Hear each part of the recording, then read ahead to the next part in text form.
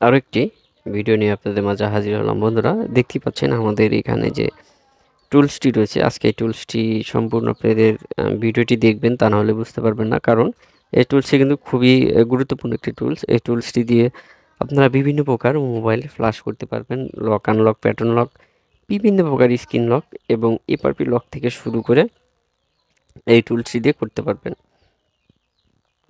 টুলটির link আমি description অথবা comment বক্সে পাবেন।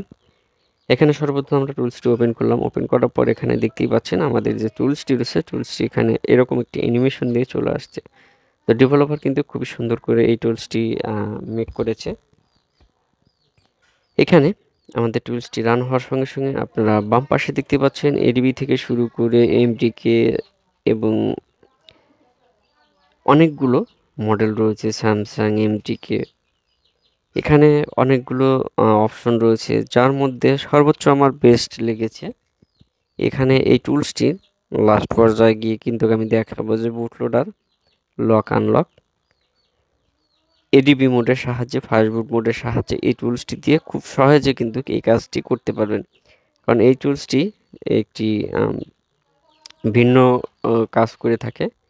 এখানে যে ডাটাগুলো রয়েছে, ডাটাগুলো সাকসেসফুলি কাজ করে। আশা করি বুঝতে পেরেছেন।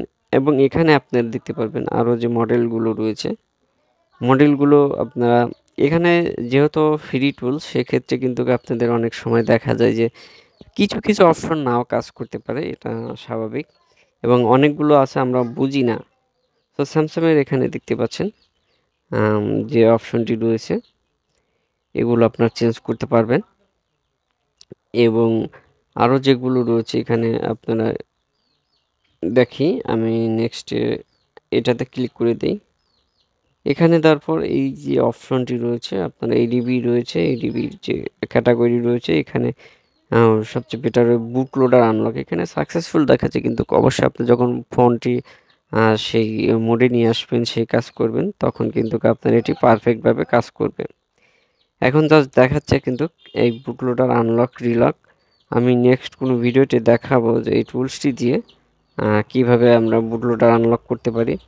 এবং এখানে ফাইল রয়েছে, ফিক্স যে ফাইল রয়েছে, WTRP যে ফাইলগুলো রয়েছে বা বুট লোডার আনলক করার যে ফাইলগুলো রয়েছে, সেগুলো দিয়েও কিন্তু এই যে কোনো মোবাইলের বুট লোডার আনলক করতে পারবেন।